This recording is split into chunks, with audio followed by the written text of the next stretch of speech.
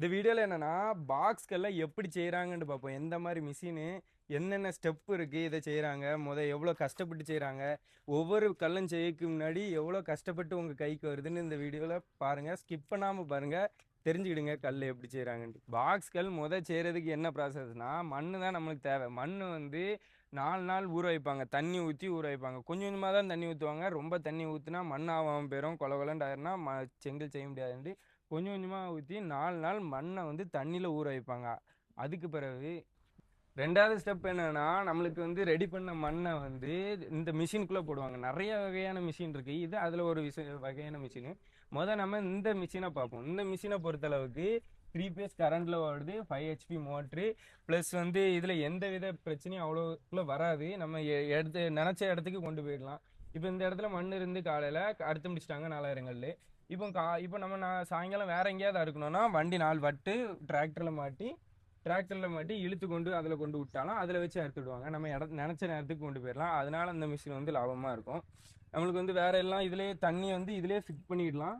Fix பண்ணி விட்டு அதிலே தண்ணி சாடணும். இதிலே தண்ணி சாடும். குறிப்பிட்ட லெவலில் நம்ம அட்ஜஸ்ட் பண்ணுற மாதிரி இருக்கும். இந்த இது வால்வை வச்சு அட்ஜஸ்ட் பண்ணுற மாதிரி இருக்கும். பெரிய லெவல் பிரச்சனை வராது. இதில் வந்து நிறைய வகையான மிஷின் இருக்குது. சிலவங்க வந்து ஒயர் கட் மிஷின் யூஸ் பண்ணுவாங்க. நம்ம மனுக்கு வந்து ஒயர் கட் மிஷின் அதாவது நல்லா இருக்காது, கல் இருந்தாலும் அடிப்படும். இதில் வந்து கல் இருந்தாலும் சில டைம் நம்ம கல் உள்ளே விழுந்துட்டாலும் நம்மளுக்கு சின்ன கல்லாக இருக்குதுன்னா இந்த போல்டு போகும், என்ன இருக்குல்ல அந்த போல்டு போகும்.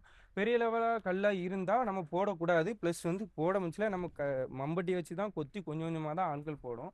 கொத்தி போட முச்சில் வந்து கல் இருந்தாலும் அவங்க தூக்கி போட்டுருவாங்க. சப்போஸ் விழுந்தாலும் அந்த போல்டு போகும். ரொம்ப பெரிய கல்லாக இருந்ததுன்னா உள்ளே இருக்க பேரிங் போகும். ஆனால் ரொம்ப பெரிய கல்லை போட மாட்டாங்க. அவ்வளோ பெரிய கல் நம்ம கண்ணை தப்பி போகாது. அந்த மாதிரி தான் பார்த்துருப்பாங்க. பேரிங்லாம் அவ்வளோ சீக்கிரமாக போகாது. சின்ன சின்ன பிரச்சனை தான் வரும். இந்த மிஷினை பொறுத்தளவுக்கு அப்படி நிறையா வகையான மிஷின் இருக்குது. சிலவங்க வந்து ரன்னிங்லேயே அறுத்துட்டு போவாங்க. அந்த வகையான மிஷின் இருக்குது. நம்மளுக்கு இந்த மிஷினை பொறுத்தளவுக்கு நல்ல மாதிரி கல் வந்து ப்ரொடியூஸ் பண்ணுவோம். அடுத்தது வந்து இதில் ரெடி பண்ண மண்ணை நினச்சிவாங்கன்னா இதில் போடுவாங்க. போட்ட மண் வந்து உள்ளே வந்து ஒரு 4 கை மாதிரி உண்டு, இப்படி 4-5 கை மாதிரி உண்டு. இது வந்து மண்ணை வந்து ரோல் பண்ணும். தண்ணி பட்டு கொஞ்சம் தொளி மாதிரி ஆகி, அதாவது கல்ல இருக்கிற பக்குவமாக அந்த மண் வந்த பிறகு அந்த மண் கொஞ்சம் கொஞ்சமாக ரோல் ஆகி இதில் இருக்க இதில் வந்து பாக்ஸை ப்ரெஸ் பண்ணுவாங்க. நான் வீடியோ போடுறேன் பாருங்கள். என்னென்னா இதில் அங்கேருந்து தள்ளுற பாக்ஸை வந்து மண்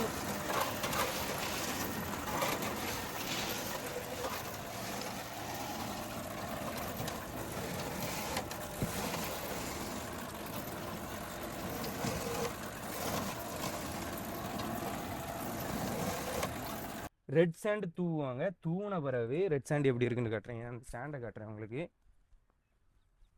நம்மளுக்கு ரெட் சாண்டை பொறுத்தளவுக்கு பொடி மாதிரி தான் இருக்கும். இதை வந்து தூவி அந்த பாக்ஸில் கொஞ்சம் தூவி உள்ளே தள்ளுவாங்க. பாக்ஸ் வந்து உள்ளே தள்ளுவாங்க. வீடியோ போடுறேன் பார்த்துடுங்க. நம்மளுக்கு உள்ளே தள்ளோன்னே அந்த பாக்ஸ் அந்த சைடு வந்துடும். நம்மளுக்கு வந்து இந்த சைடு ஒரு கட்டில் மாதிரி இருக்கும். அந்த கட்டில் அதாவது ஸ்டாண்டு மாதிரி இருக்கும். அந்த ஸ்டாண்டு என்ன இருக்குது, அந்த ஸ்டாண்டில் வரும்.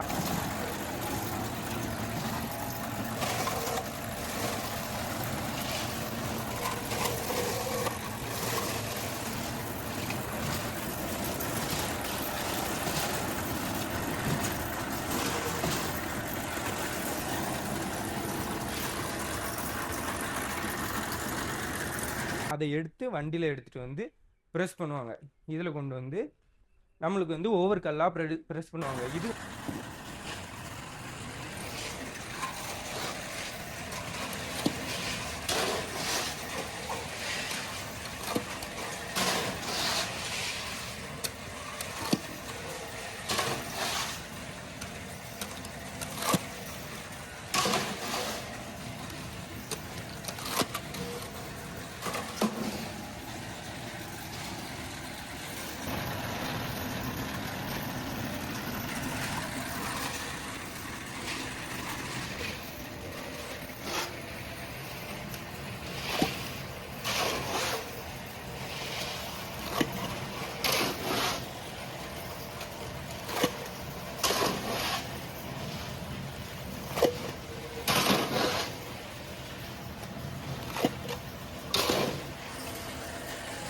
இது வந்து இன்னைக்கு காலையில் எடுத்துகிட்டு போன கல் தான்.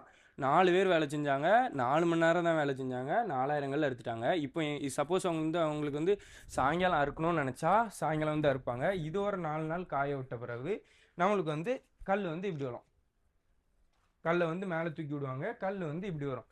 காஞ்ச பிறகு காயக்கு முன்னாடி நம்ம தொலி மாதிரி தான் இருக்கும் நம்மளுக்கு. காயக்கு முன்னாடி இதை வந்து நம்ம ஒன்றுமே செய்ய முடியாது. 4 நாள் நல்லா காற்றடிச்சா மட்டும் தான் காயும். சில நேரம் நல்லா மழை பெஞ்சிட்டுனா கல் காயாது. கல் வந்து இதில் விழுந்துடும். அதுக்கு பிறகு நம்ம என்ன செஞ்சாலும் கல் நஷ்டம் தான். நம்மளுக்கு பைசா வந்து நஷ்டம் தான். இதில் வந்து என்ன இருக்குன்னா, இது வந்து செட்டுக்குள்ளே அறுத்து போட்டனால பிரச்சனை இல்லை. இது வேலுக்குள்ளே இந்த கல்லை அறுத்தாங்கன்னா, இது வெளியில் அறுத்தாங்கன்னா அதுக்கு வந்து கண்டிப்பாக பாய் போடணும். ஏன்னா வந்து வேல் வந்து பட்டா அடுத்து போட்ட புதுசில் வந்து வேல் பட்டா வெடிச்சிரும்.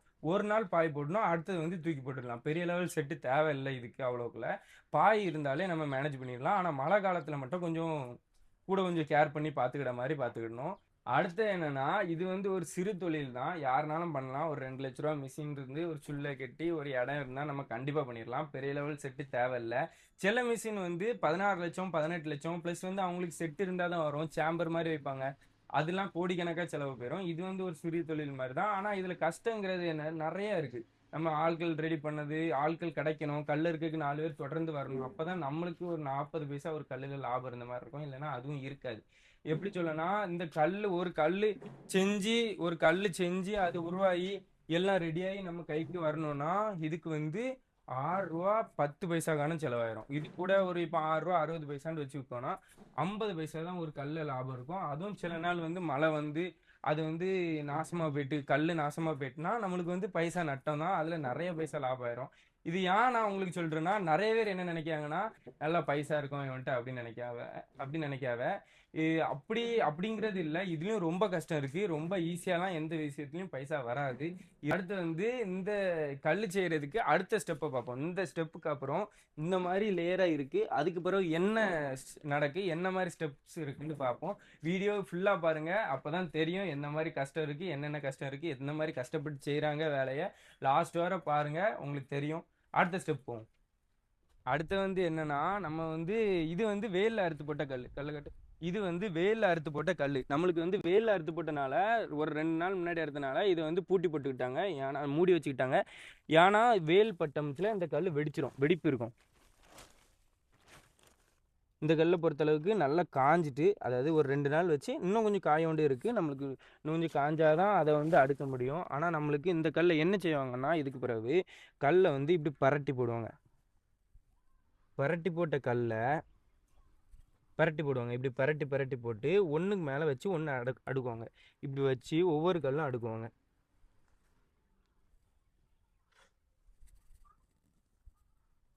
எதுக்கு இப்படி வச்சு அடுக்குறாங்கன்னா, இப்போ வந்து இந்த கல் வந்து இப்படி வந்துடும். இப்படி அடுக்கமிச்சில் காற்று வந்து இதுலேயும் மோதும், இதுலேயும் மோதும், இதுலேயும் மோதும். அப்போ இந்த கல் வந்து சுற்றி காஞ்சிரும். சுற்றி காய காய காய கல் வந்து ரொம்ப காயணும். கல் வந்து காயாமல் நம்ம இந்த கல்லை சுட்டோன்னா கல் வந்து வெடிச்சிடும். அது நம்மளுக்கு நட்டமாயிரும். இப்போதைக்கு நம்ம இதில் வச்சுடுவோம். ஏன்னா இது வந்து இன்னும் காய வேண்டிய இருக்குது. இன்னும் 2 நாள் காஞ்ச பிறகு தான் இந்த கல்லை எடுத்து யூஸ் பண்ணுவாங்க. யூஸ் பண்ணாமல் நம்ம ரிப்பீட்டு போய் காய வச்சா நம்மளுக்கு வந்து ஒவ்வொரு கல்லும் ஒவ்வொரு நஷ்டம் தான். இப்போ இந்த ஒரு கல் நம்மளுக்கு நஷ்டமாகுதுன்னா இந்த கல்லில் இருந்து நம்மளுக்கு வந்து 6 ரூபா 50 பைசா வேஸ்ட்டாக போயிடுது. கல்லை மூடி வச்சுட்டு இன்னும் 4 நாள் இப்போ நான் வந்து இன்றைக்கி சாயங்காலம் இப்போ மதியானம் இருக்குன்னா நான் வேல் தாந்தால ஆட்கள் வந்து இது எல்லாத்தையும் எடுத்துருவாங்க. நம்ம இந்த டார்பாவெல்லாம் எடுத்துகிட்டு கூட கொஞ்சம் காய விடுவாங்க. காய விட்ட பிறகு இதுக்கப்புறம் அந்த தூக்கி விட்ட ஸ்டெப்ஸ்க்கு பிறகு அந்த கல் வந்து எப்படி இருக்குன்னு உங்களுக்கு காட்டுறேன் வாங்க. இதில் என்னன்னா, நான் அந்த இதில் என்ன சொன்னேன், தூக்கி விட்டுருப்பாங்கன்னு சொன்னேன். தூக்கி விட்ட பிறகு கல் வந்து இவ்வளோக்குள்ள 4000 கல் இருந்தால் அந்த 4000 கல்ல 2 நாள் கழித்து தூக்கி விடுவாங்க. காஞ்ச பிறகு ஒரு லிமிட் பிறகு காஞ்ச பிறகு இது தெளிவாக காயக்கு காற்று வந்து இப்படி தூக்கி விட்ருவாங்க. இது வந்து தெளிவாக காயக்கு சுற்றி வந்து காயும். காற்று இந்த சைடு போவோம், மோதம் எல்லா சைடும் போய் கல் வந்து சுற்றி காயும். ஒரு சைடு மட்டும் அப்போ காயும், இது வந்து சுற்றி காயும். காஞ்ச பிறகு நல்லா தெளிவாக காஞ்ச பிறகு ஒரு வண்டி வச்சுருப்பாங்க, 3 வீல் வண்டி. அந்த வண்டியை வச்சு கொஞ்சம் கொஞ்சமாக அடுக்குவாங்க. கீழே வச்சு இப்படி கொஞ்சம் கொஞ்சமாக வச்சு அடுக்கி கல் ரெண்டு கல் அந்த 2 மிஷின் அந்த வண்டியில் வச்சு கொஞ்சம் கொஞ்சம் கல்லாட்டு அடுக்குவாங்க. அடுக்கின பிறகு அதாவது ஒரு குறிப்பிட்ட லெவலில் அடுக்குவாங்க. அதாவது இப்போ ஒரு 1 லட்சம் கல் சுள்ளைக்கு தேவைப்படுது. சுள்ளைனா பெருசாக ஒரு வீடு மாதிரி கட்டி வச்சுடுவாங்க. வீடு மாதிரி கட்டி வச்சு கல் எல்லாத்தையும் அடுக்கி உள்ள கல் இந்த இது போட்டு வச்சுடுவாங்க, விறகு போட்டு வச்சுடுவாங்க. நான் உங்களுக்கு அந்த வீடியோ காட்டுறேன். விறகு போட்டு வச்சுட்டு சுற்றி பூசி விட்டுருவாங்க, தொழில் வச்சு பூசி விட்டு ஒரு விறகை கொளுத்துறோன்னா விறகு எரிஞ்ச உடனே கல்லும் நல்லா சூடாகி பழுப்பாகி நம்மளுக்கு வரும். அதனாலதான் நம்மளுக்கு அந்த கல்லுக்கு வந்து தண்ணி பட்டாலும் கரையாம அந்த மாதிரி சூடு காய்ச்சனாலதான் அப்படி இருக்கு நம்மளுக்கு வந்து. இது வந்து இப்போ வந்து நம்மள்ட்ட இப்போ வந்து 60,000 கல் 70,000 கல் இருந்ததுன்னா 1,00,000 கல் வரை சேமிப்பாங்க. 1,00,000 1,400,000 கல் வரை சேமிப்பாங்க. அது ஒவ்வொரு சுள்ளையை பொறுத்து. இப்போ வந்து 50,000 கல்லுனாலும் பண்ணலாம், 1,00,000 கல்லுனாலும் பண்ணலாம், 1,400,000 கல்லுனாலும் பண்ணலாம். அது வந்து சிலவங்க வந்து பெரிய சேம்பர்ல வந்து 3,00,000 3,00,000 கல்லுனாலும் வைப்பாங்க. அது நம்மளோட இதை பொறுத்து தான். இப்போ வந்து நம்மளுக்கு 1,00,000 கல் வச்சு நம்ம வந்து சுள்ள சுடுவோம். அப்போ நம்மளுக்கு சுள்ள சுடமத்தில் எப்படி செய்வோம்னா, அடுத்த ஸ்டெப் காட்டுறேன் உங்களுக்கு.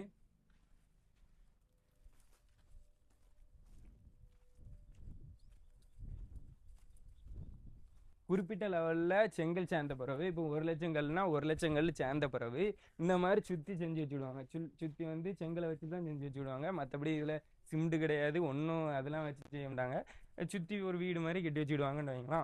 சுற்றி கட்டி வச்சுக்கிட்டு கல் வைப்பாங்க. கல் இப்போ நான் வந்து இந்த ரோவில் இப்படி ஒரு கல் இப்படி ஒரு ஷிஃப்ட் மாதிரி இப்படி வைக்காங்கன்னா அதுலேயும் அப்படி ஒரு ஷிஃப்ட். அப்போ ஒவ்வொரு அடுப்பு இப்படி ஒரு ஷிஃப்ட்டும் இப்படி ஒரு ஷிஃப்ட்டும் ஒவ்வொரு ஸ்டேஜாக ஒவ்வொரு ஸ்டெப்பாக வைப்பாங்க. ஸ்டெப் வச்ச பிறகு உள்ளே வந்து இந்த கேப்பில் வந்து விறகு. இந்த கேப் ஏன் வருதுன்னா உள்ளே ஃபுல்லாக விறகு வச்சுருவாங்க. நான் உங்களுக்கு அந்த ஃபோட்டோ போடுறேன், வீடியோ போடுறேன், பாருங்கள் எப்படி செய்கிறாங்கன்ட்டு. ஒரு கல் இந்த அதாவது விறகு கொஞ்சம் கொஞ்சம் விறகாக வச்சுடுவாங்க. விறகு வச்சுட்டு ஃபுல்லாக கட்டிடுவாங்க. ஃபுல்லானா 1,00,000 கல் இதில் எப்படி வச்சா இந்த இது சுற்றி 1,00,000 கல் எப்படி வச்சா எப்படி இருக்குமோ அவ்வளோ ஹைட்டு பை பை இவ்வளோ ஃபுல்லாக வச்சுருவாங்க. வச்ச பிறகு எல்லாம் ரெடியான பிறகு விறகு வச்சு அதாவது தீ போட ஆரம்பிச்சிருவாங்க. நம்மளுக்கு தீ போட்ட பிறகு ஒரு 3 நாள் தீ போடுவாங்க. கரெக்டாக இந்த சுள்ளைக்கு 3 நாள் தீ போடுவாங்க. மற்றபடி வேறு சுள்ளைக்கு வந்து கல் குறைய நம்மளுக்கு வந்து தீயை வந்து குறைப்பாங்க.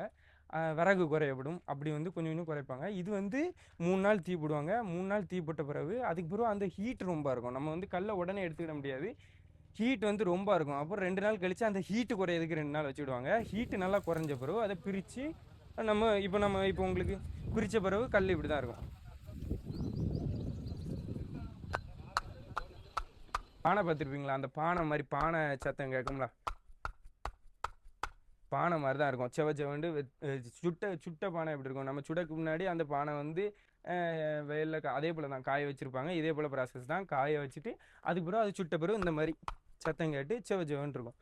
அந்த ப்ராசஸ் இந்த எல்லாம் ப்ராசஸ் முடிஞ்ச பிறகு கல் கேட்குறவங்க கொஞ்சம் கொஞ்சம் கல் வந்து 650க்கு இல்லை 670க்கு வந்து எடுத்துகிட்டு போயிடுவாங்க. வீடியோ பிடிச்சிருந்தா லைக் பண்ணுங்கள், ஷேர் பண்ணுங்கள், கமெண்ட் பண்ணுங்கள். இது என்னென்னா நிறைய விதத்தில் செங்கல் உருவாக்குவாங்க. சேம்பர் கல் உருவாக்குவாங்க. ஒயர் கட் மிஷின் வரும். ஒயர் கட்டில் கல் எப்படி செய்கிறாங்கன்ட்டு வரும். ப்ரெஸ்ஸிங் பிரிக்ஸ் எப்படி செய்கிறாங்கன்ட்டு வரும். அந்த மாதிரி நிறைய விதமான பிரிக்ஸ் இருக்குது. உங்களுக்கு வந்து நம்ம வீடியோவை சப்ஸ்கிரைப் பண்ணுங்கள், நம்ம சேனலை சப்ஸ்கிரைப் பண்ணுங்கள். உங்களுக்கு அடுத்தடுத்த வீடியோ வரும், நீங்கள் பார்த்துடுங்க, பார்த்து தெரிஞ்சுக்கிடுங்க.